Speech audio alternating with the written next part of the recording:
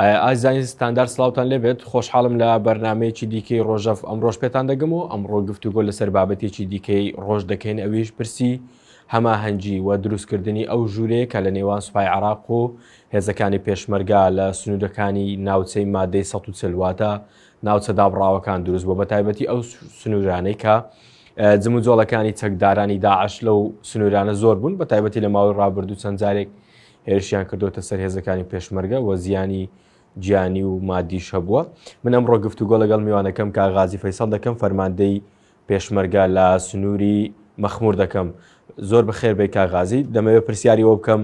ئەگەر ئێوە ئەو زانیاریانی هەتانە ئەو ژوورە هەماهەنگیە چۆن دروست کراوە لەکوێوە و شوێنیان دیاری کراوە یاخۆت لەنا ئەو شوێنانە دەمێننەوە کە سوپای عێراقی لێیە. سەرەتا زۆر سوپاس لەوە دەرفەتەوە بە ناوی دانیشتوانی ناوچەکەشەوەی کە لەو سنوورەمانە سوپاسی دەستگای ستاندەر دەکەم کە خەمخۆر و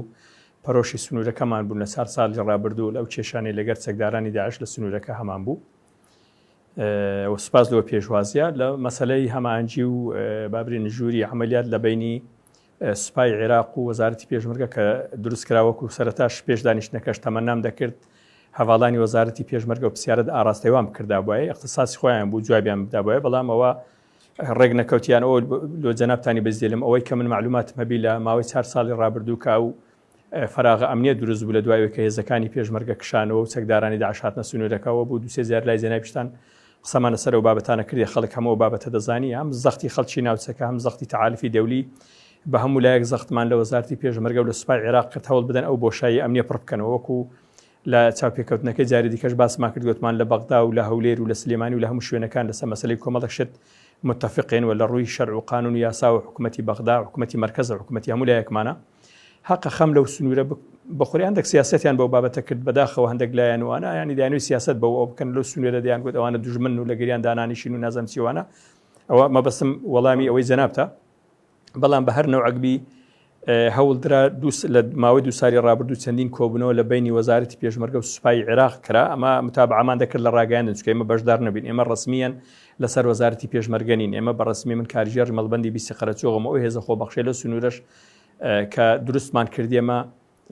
یەکێتی نیشتیمانی کوردستان پشتیوانیکردن لە ڕووی چەک و اتفاقەوە لە منتیقە هەتا حدەک توانیمان خۆمان پارێزین و ناوچەکەش پارێزین بەس ئەوەی کە زانیاریمان لەسەریان هەبوو چەندین کۆبنەوەیان کرد هەندێک لە کۆبنەوەکان لە ڕاگەیاندنەکان دەماندید وەزارەتی پێشمەرگە یعنی کەم تەرخەم بوون بەڕاستی هەم وەزارەتی دیفاعی عێراق لە کەم تەرخەمەکان وەزارەتی دیفاعی عێراق ئۆباڵەکەیان دەخستا ئەستۆی حکوومەتی هەرێمی کوردستان وەزارەتی پێشمەرگە وەزارەتی پێشمەرگەش ئۆباڵەکەی دەخستا ئەستۆی حکوومەتی بەغدا ئێمە نازە یعنی ئەوە لۆمان ڕۆن نەبوو ئێمەش لە کۆبنەوەکانی خۆمان هەم لە ناوچەکە هەم لەگەر حکوومەتی عێراق هەمیش لەگەر تەعالیفی دەولی زۆر زەختمان دەکرد پەلە لەو بابەتە دەکرێت بەڕاستی ئەو مەوزوعیان تاخیر دەکرد هۆکاری خۆدزینەوەکانەوە من پرسیاریش لە جەنابتی دەکەم بە ناوی خەڵکی ناوچەکە پرسیار دەکەم ئایا بۆ تاخیر ئێستا کە بۆ تاخیر بوو منەوە پرسیارە دەکەم بۆ تاخیر بوون ممکنە زیاتر بابەتێکی سیاسی بی گەمە بە منتیقەی مەدەکرا ینی سیناریۆ دروست دەکرا لە بەڵام خۆ ببوو لە قسەکانش دەبڕم خۆ ئێستاش هەر ئەو گەمەیە ماوە خۆ چەکدارانی داعش لەو سنوورە ماون ینی بۆ دەزانی کووە بەڕێز مەسەلەی لۆ ئێستا چکە سیناریۆ هەر شتەکە دروست دەکرێت پاتەکانی کورتن یعنی ناتوانانی تاسەر ئەوە لەیان بچیتە سەری چکە زەختی خەڵکی ناوچەکەەوە زەختی ئێمە زەختی تەعالیفی دەولی وای لێکردن ئیلا دەبی بەیەکەوە دابنیشن و ئەو بۆشایی ئەمنیە پڕ بکەنەوە کۆتە یان ناتوانانی زیاتر لەوە گەمە کات بکوژن بەسباسیان کات کوژ ینی 2 سال زۆرە 2 سال کاتە زۆر باشە هیچ شوێنێکی دیاریکراویان هەیە ئەو ئەفسەرانەی وەزارەتی پێشمەرگەکە لەوێن یاخۆت ئەوان هەر لە سوپای عێراق لەو شوێنن کە لە ناو مەخموورە و لە دیوی ئەوەشەوە کە لە قەرەچووغن سوپای واتە وەزارەتی پێشمەرگەی لێە ینی شوێنەکانیان هەروەکو خۆیەتیان هەماهەنگیەکە چۆنە ئایا هەموو ینی هەم سوپای عێراق هەم پێشمەرگەش لە یەک شوێن دەمێننەوە یاخود چۆنە ئەوەی ئێوە ئاگدار بن بەخۆی ئەو ژوورە عملیاتی مشتەرەکەی پێدرێن کە دروست کرایە لە منتیقەی مووسڵ و مەخموور و کەرکووک و منتیقەی گەرمیان لای خانەقین و ئەو لای لە ئەمن باسی زیاتر منتیقەی مەخموور دەکەم لە مەخموور لە ناو بارەگای فەرقەی چاردە بارەگاکان لە ناو مەخموورە ژوورێک و چەند شوێنێکی تایبەتیان هەبوو ماوەک بخەریک بوون ناوێن لێ نابوو ژووری عملیاتی مشتەرەکە ئەو ژووریان بۆ دابین کردینە دوونێ یەکەم جار یەکەم وەفدی وەزارەتی پێشمەرگە 4-5 ئەفسەر بوون 3-4 سیارە بوون بەڕاستی ئەمە بەشداریمان نەکرد وەکو باسم کرد ئێمە ڕسمیان نەماتوانی بەشداری بکەین بەس لەگەڵ فەرقە قسەم کرد گوتیانەوانە برادرانی وەزارەتی پێشمەرگە نەهاتوون جێوڕێەکانی خۆیان بین و لە ئەوی دەست بەکار بین ماوەی کەم لەوێمانەوە نزیکەی 2 ساعتێک لەوێمانەوە دوایە گەڕانەوە کە گەڕانەوە هۆکارەکەی نازانم برێن بەردەوام دەبنیان بەردەوام نابنەوە ئەمە تەمەشای ئەوەکانیان دەکەین سوکە تا بڕیاریان لێدا ژوورەکە دروستکەنەوە ماوەی 2 ساڵی خایان ئێساش ئەمەوەکو خەڵکی ناوچەکە بڕەکەندێک ڕژبینین بەرامبەر بە ئیشوکاریان گەرم و گوڕی نابینین ینی خەمخۆرنین کاک بڕیار مەسەلەی داعش مەسەلەی عسکەری ینی هەندێک شت هەیە مەلێشی جواب بکەین و جەنابێت ڕۆژنامەوانی لەگەر هەموو چین و توێژێکدادەنشی هەندێک شت هەیە ئەگەر کۆبنەوەکان درێژەش بچێشیان بەعزە شتێ پشتگوێش بخرێ زۆر ئاسایی بەڵام مەسەلەی عسکەری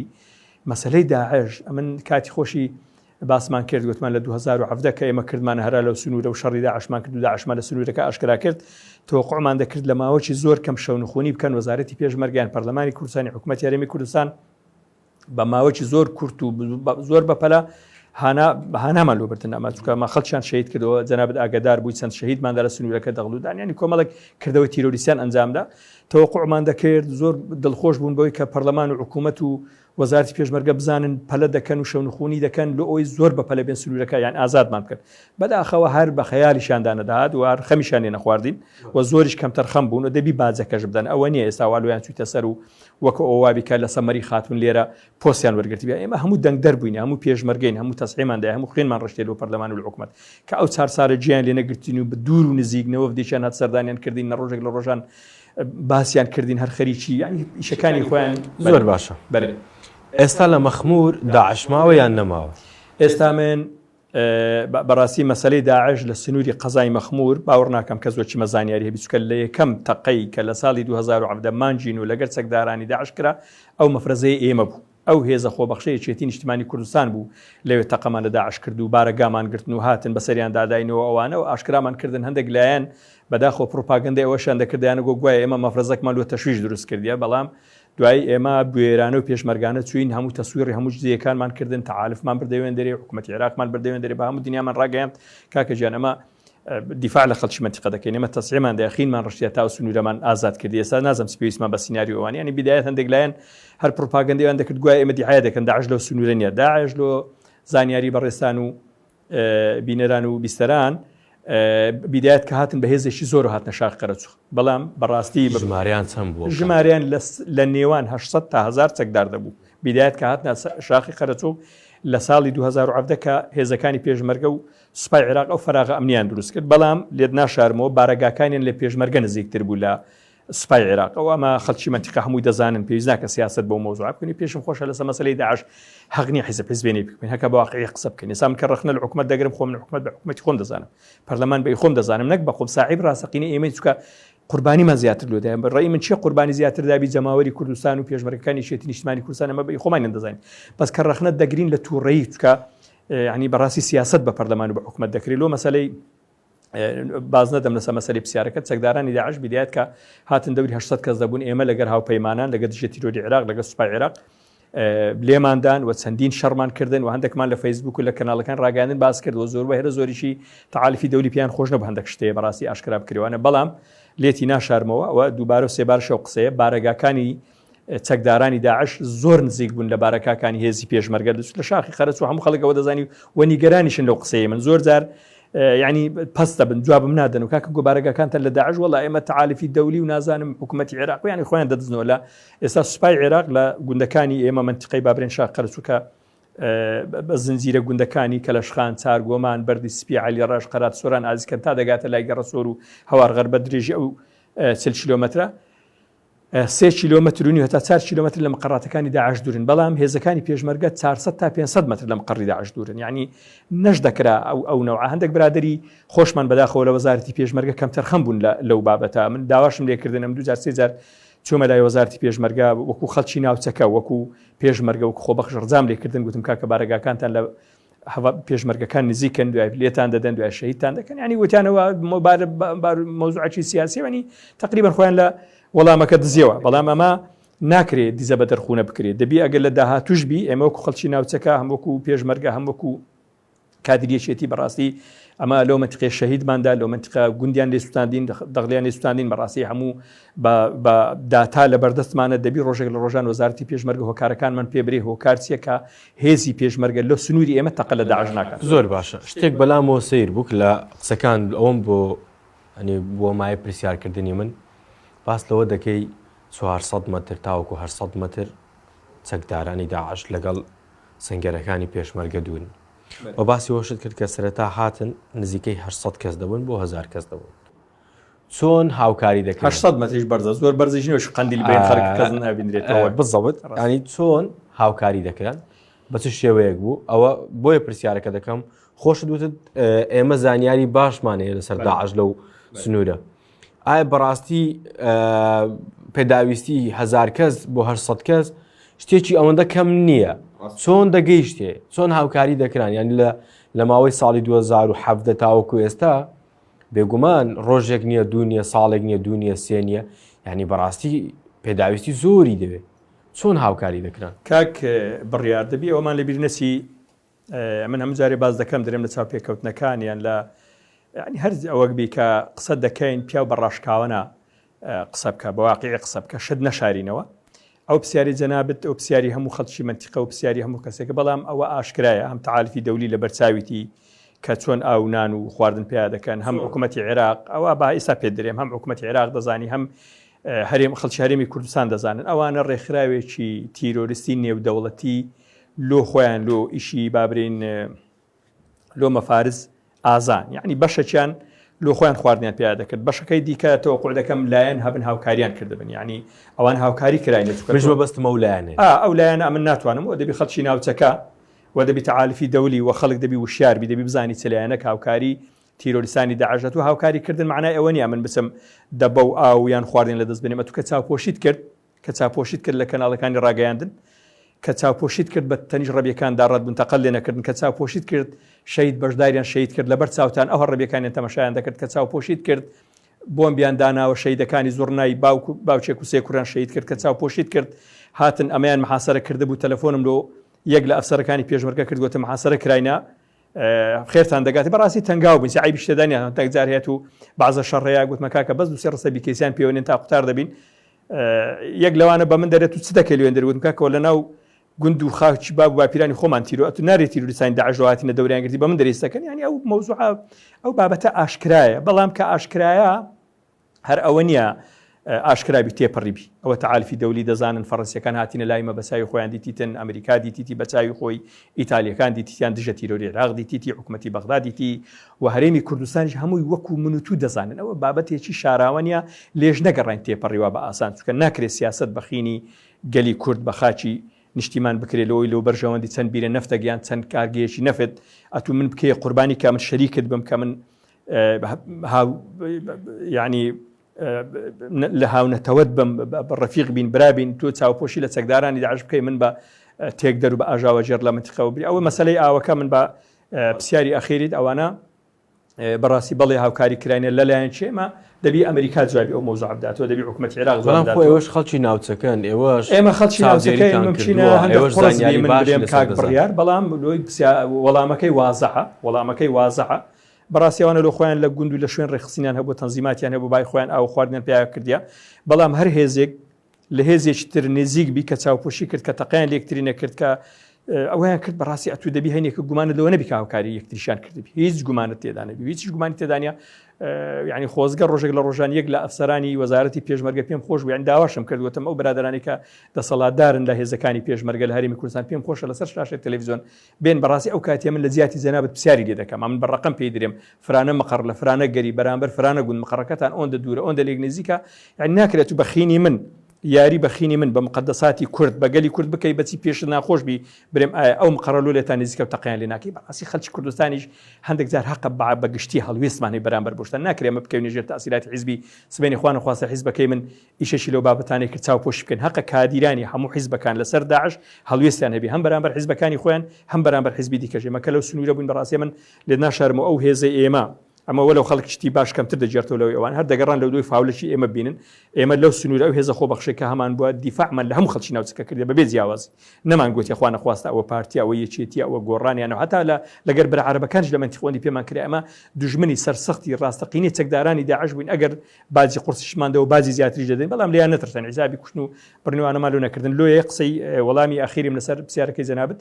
بەڵێ چای قەرەچوغ نە ئاوی لێیە و نەخواردنی لێوە لێشی ژیان بەڵام خۆشبەختانە دەرمانکردن ژمارەیەکی ئێدگار کەمیان لێمایە ئێستا تەوەقع دەکەم 150 کەسێکیان لە شاخی قەرچ و مابی لە کۆی 100 کەس لا بەلا بە بەرجێمان دەکەن لە ڕێگەی ڕێخستنەکانمانەوە کەسێک دوو کەسی کوردیان لەگەردابی هەندێک ناو نیشانیشمان لەکن بووکان هەندێک شوێن کاتی خۆی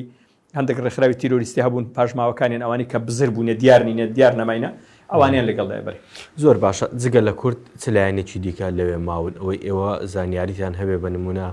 عەرەبیتیایە یاخود بیانی هەیە لەوێ چۆن یان ئەوانە چێن ئەو چەکدارانەی داعش زۆربەی هەرە زۆریان خەڵکی سنووری حەویجە و گەیارە و گوێڕ و دەشتی قەراز و ناوەڕاستی عێراقن و لە کۆی 100 کەسیان 5 کەسیشان بیانین ئەو بیانیان هەیە دەرێ ئەفغانیە هەیە دەرێ نازانم خەڵکی دیکە باز دەکاتن بەڵام لە کۆی 100 کەس 5یان بیانینە و لە کۆی 100 کەسیش دوانیان کوردن باقیکەیتی 197 عەرەب کەواتە ئەوانەی کە لەوێن زۆرینە خەڵکی ناوچەکەی خەڵکی ناوچەکەن زۆر باشە شتێکی تر هەبوو لای مەخموریەکان بوو بۆ مای ترس باس لەوە دەکرا کە چەکدارانی داعش بە ئاشکرا دێنە نێو مەخمور کەلوپەل دەکڕن ئەمە تا چەند ڕاست بوو نەخێر بە ئاشکرا لەوەتی سوپای عێراق لەوەیە کە ئەو بینەی شورتێتی عادی لێوێن دەرێ و نەخێر بە ئاشکرا نەهاتینەوە بە ئاشکراژ نەگەڕین شتیوانە چکە بەڕاستی حکوومەتی عێراق چاوەدێری دەکرێەوە هێزەکانیشان هەتا عەدەک لۆ ئێمە ڕاستە لە ناوەڕاستی عێراق بچینە نەیانتوانی بی بەزەمە زیاتر قسەمانە سەمەنتیقی خۆمانە لە سنووری ئێمە ئەگەر ئەو سوپای عێراق نەبوایە ئەو تاق و تەرامار و گوندانەی کەماویشین بەڕاستی چۆلمان دەکرد ئێمە یعنی لێتی ناشارمەوە نابی بەڕاستی حکوومەتی عێراق و سوپای عێراق لە سنووری خۆمان لە سنوور درێژی 40 کیلومتر منطقی قەزای مەخمور و دەشتی قەراز یعنی هەڵوێستیان دەبی لەبیر نەکەین مووقفیان باش بوو بەرامبەرمە دیفاعیان لێ کردین ئەوان ئەمەیان پاراست ئەوە کە لەوێن دەرەماینەوە بە ئەوان پشتیوانیان کردین ئەوان بوون ڕێگەیان بەمەداکە ئەو مەفرەزە بچووکە سیسل کەسیە دروست بکەین و ڕێیان پێدان کە چەک لە خۆمان هەربووین یعنی تەنسیقەی باش لە بینمان هەبوو لێ بە ئاشکرا نەداهاتن نەخێر هەموو ئیشەکانی داعش بە نهێنی بۆ لە منطقەی ئێمە زۆر باشە لە سنووری باقرت و ئەو ناوە کۆمەڕێک مەرداری لێە کە ئاژەڵ و شت بەخێو دەکەن باس لەوە دەکرێت لەوێ باج و سەرانە لە خەڵک وەردەگیرێ لەلایەن چەکدارانی داعشەوە ئایا بەڕاستی ئەمەش ڕاستە یاخود تەنها دەنگۆیە نەخێر ئەوە ڕاستە ئەو سار کەمتر بەس پار و پێرار بە ئاشکرا ئەمن هەموو بەداتا و ئامار دەکەن مەسەردانی چەند گوندێکیان کردبوو من هەموو خزم و کەسی من هەموو برادری من و هەموو ناسیار بوون هاواریان لۆ هینام یان تەلەفۆنیان لۆ کردوتیان ئەوانە هاتینە داوای سەرانە دەکەن من لەگەڵ حکوومەتی عێراق قسەمان کرد بە تایبەتی و کاتی لیوا کامل قایت فرقەی چاردە بچوین دانیشتنەکمان کرد بەیەکەوە کۆبوون و بیرمان لەوە کردەوە حکوومەتی عێراق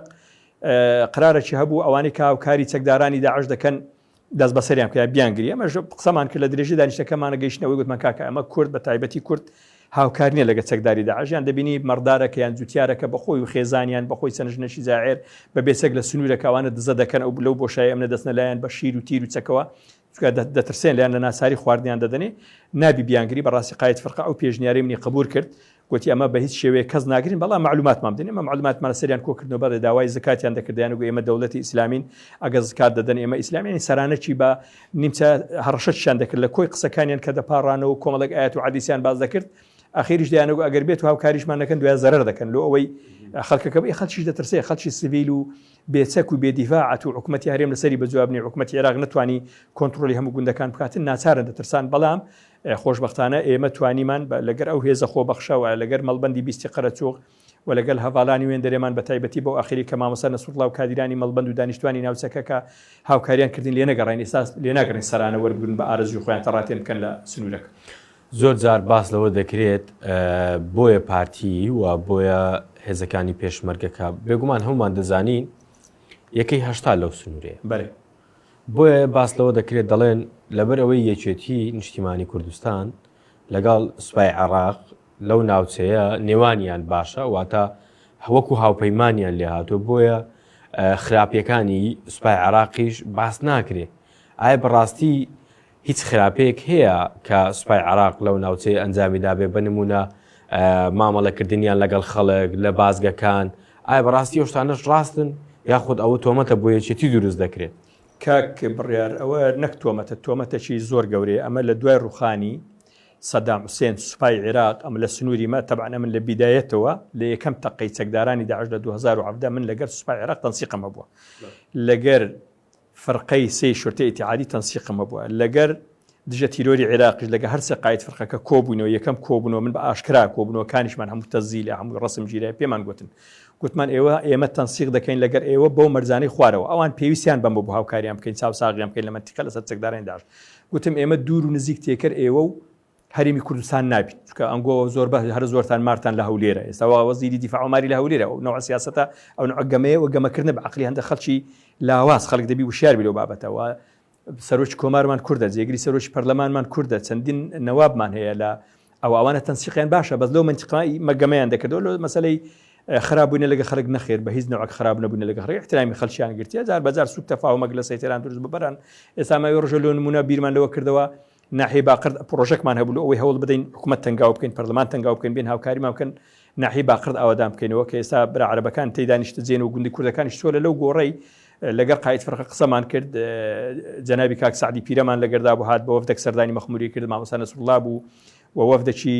مەڵبەندی بیست قەرەچوو جەماعەت دانیشتین قسەمان کرد تەبەن کە قسە دەکەین ئەمە باسی هیچ بەرژەوەندیەکمان نیە جگە لە بەرژەوەندی خەڵک پێمان گوتمان ئێمە دەمانێت ئەو کوردانی کە ڕایان کرد لە دوای 2017 لە ترسی چەکدارانی داعش وردە بیان هینەوە ناو ناحیەی باقرد دەمانێت گوندەکانی خۆمان چونکە کێشەشمانە لەگە بەر عەرەبەکان ئێمە لە دەشتی قەرەز و معلومات کاک بڕیار کێشەی نەتەوەیمانە لەگە بەر عەرەبەکان زۆر تەباوتفاقین گوتی قایت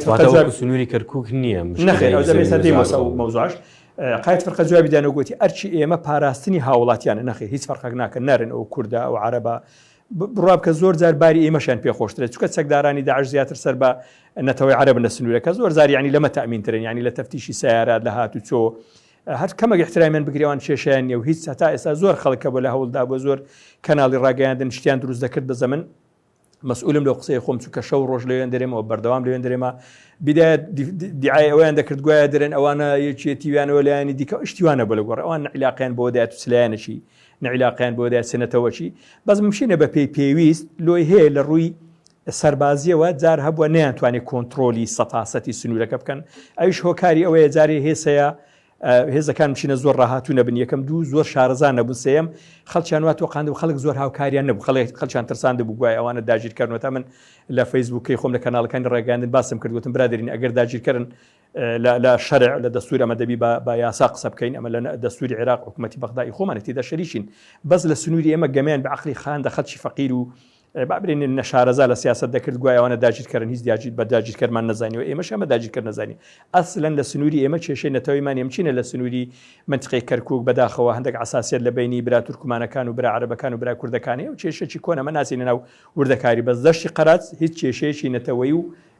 سەربازیمانە لەسەر مەسەلەی کوردوانە زۆر باشە جارش کە دەگەڕێمەوە سەر پرسیاری یەکەم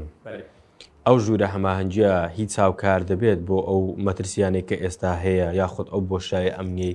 لەو سنوورە هەیە نامێنێ کاک بڕیار ئەو پرسیارەشی بەلامەوە زۆر گرینگە بەخۆی هەموو شتێک نیەت ئەساسە ئێسامە زۆر زاروەرە لە کەناڵەکانی ڕاگەیاندن تەمەشاکە 170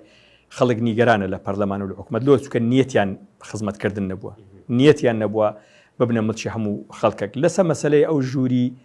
عملیاتی مشتەرەکەی پێدرێن عملیاتی هاوبەش پێدرێن ئەگەر نیەتیان باش بی زۆر ئاسانە چونکە ملێتی ناشارمەوە من بێزگەلەوەی کادری سیاسیما من کادیرێکی عسکەری